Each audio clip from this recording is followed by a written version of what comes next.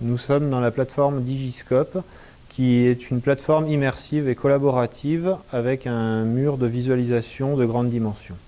Donc cette plateforme pourra être utilisée par les chercheurs pour visualiser leurs simulations effectuées sur des moyens de calcul qui sont internationaux, nationaux ou locaux.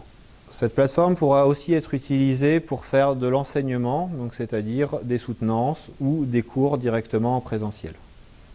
Donc Synapse permet de découvrir les nouveaux modes d'interfaçage et aussi d'améliorer l'immersion de l'utilisateur dans les objets à manipuler en 3 dimensions.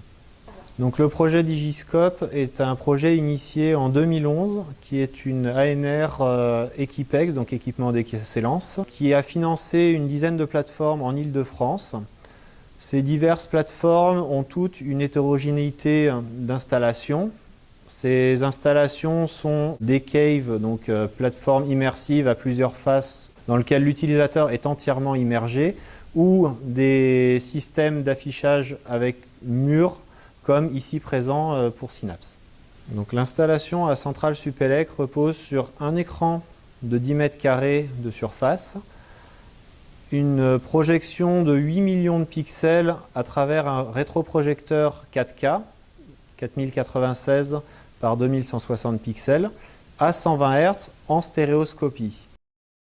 J'interviens dans ce projet en tant que référent scientifique.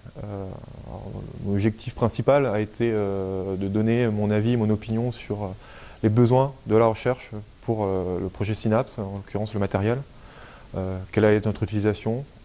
C'est ce qui a permis de définir principalement, en partie, le matériel qui a été acheté. En l'occurrence, ce qui en est ressorti grandement, c'était la grande puissance de traitement qui était nécessaire, d'où le serveur assez puissant qui a été acheté.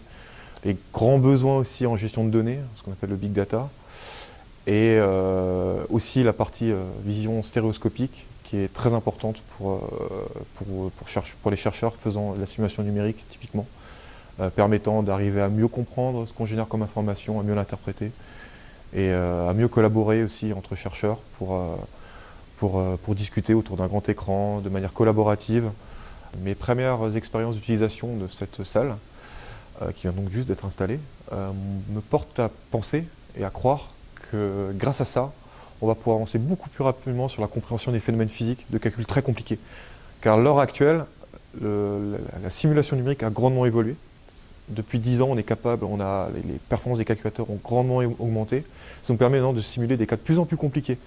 Alors certes, ça signifie des modèles compliqués, des moyens de calcul compliqués, mais il faut aussi être capable de comprendre ce qu'on simule.